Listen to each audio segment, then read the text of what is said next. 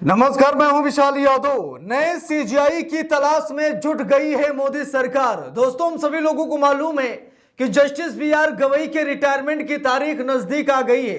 Justice B R. Gavai 23 नवंबर को retirement ले लेंगे, लेकिन उससे पहले मोदी सरकार जुट गई है नए सीजीआई की तलाश में। हम सभी लोगों को मालूम है कि जस्टिस बी.आर. गवई कहीं न कहीं कांटे की भांति मोदी सरकार को चुभते थे। मोदी सरकार पर जस्टिस बी.आर. गवई ने ताबड़तोड़ एक्शन भी लिए, यहां तक कि मनुवादियों और सामंतवादियों के गालों पर करारा तमाचा भी जस्टिस बी.आर. गवई ने कई बार लगाया।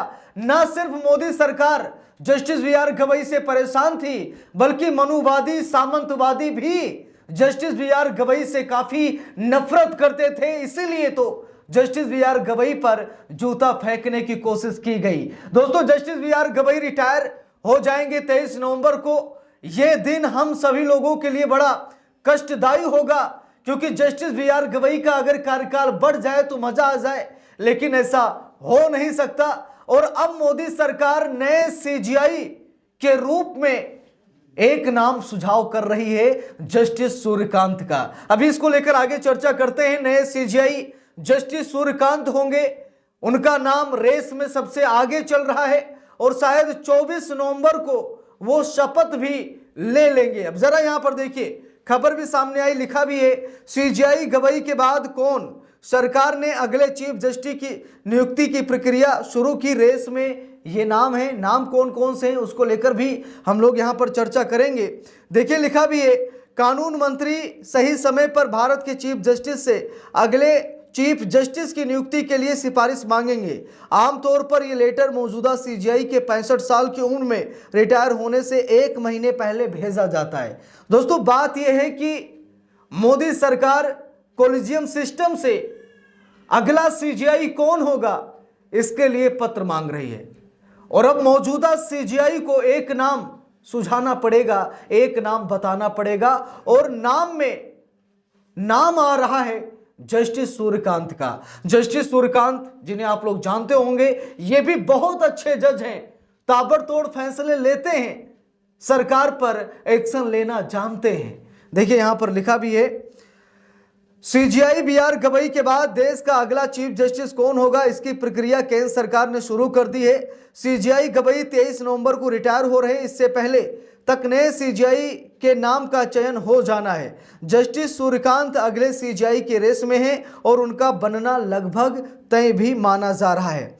लिखा भी है, सुप्रीम कोर्ट और हाई कोर्ट के जजों की नियुक्ति की प्रक्रिया से वाकिफ लोगों ने न्यूज एजेंसी पीटीआई को बताया कि जस्टिस गवई से उनके उत्तराधिकारी का नाम बताने वाला लेटर आज शाम या शुक्रवार को दिया जाएगा।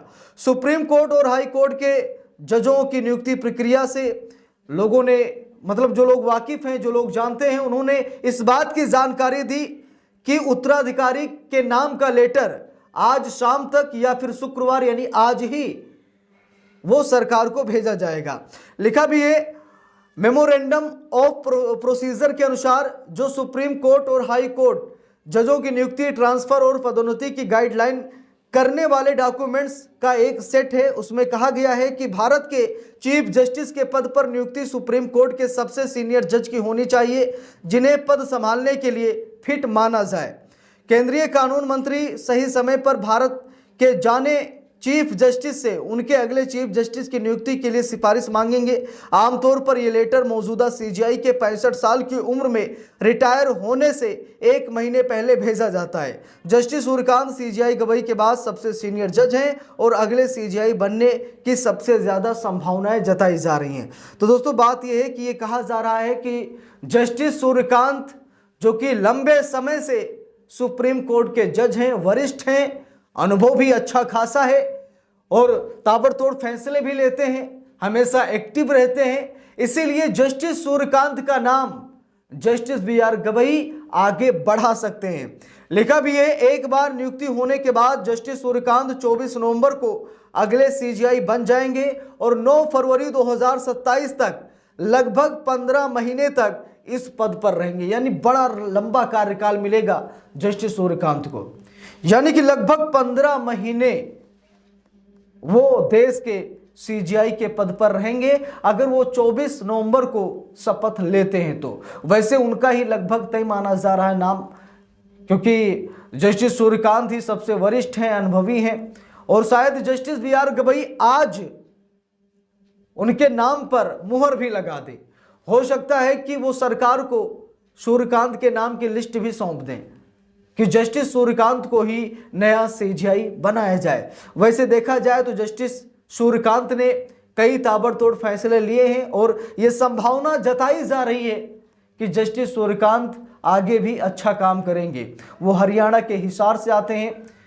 अब आप लोगों के मन में ये चल रहा होगा कि कौन सी जाति है। देखिए, जजों की जाति अक्सर छिपाई जाती है, लेकिन हाँ, सीजीआई बनने के बाद हम सभी लोगों को ये मालूम हो जाएगा कि जस्टिस सूर्यकांत किस जाति से आते हैं। वैसे जजों की जाति नहीं होती, वो न्याय के लिए जाने जाते हैं, लेकिन फिर भी एक दिलचस्पी होती है कि किस बिरादरी के हैं, किस जाति के हैं। उसी क्योंकि जात के आधार पर अब लोग तय करने लगे हैं कि कौन अपने लिए अच्छा है और अपने लिए अच्छा नहीं है।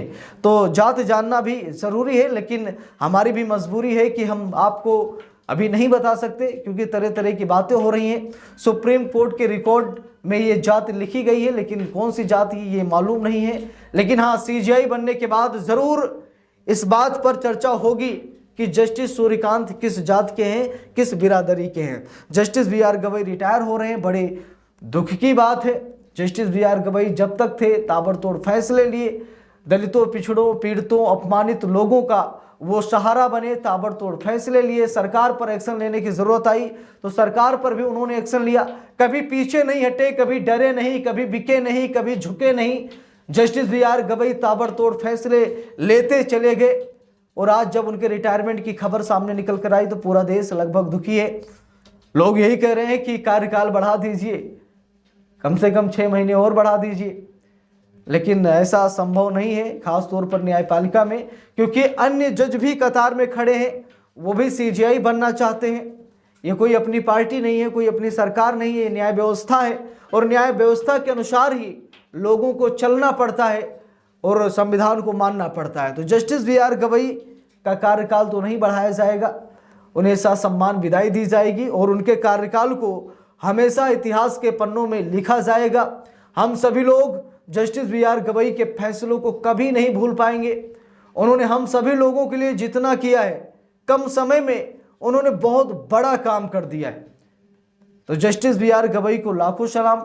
23 नवंबर को जस्टिस BR गवई रिटायर होने जा रहे हैं और 24 नवंबर को शायद जस्टिस सूर्यकांत देश के नए सीजीआई बने। तो इस पूरे मामले पर आप सभी लोगों की क्या राय है, कमेंट करके ज़रूर बताइएगा। वीडियो को लाइक शेयर, अगर चैनल पर नए हैं सब्सक्राइब करके सपोर्ट कीजिएगा। मिलते हैं दूसरी वीडियो में, तब तक के लिए बहुत बहुत धन्यवाद।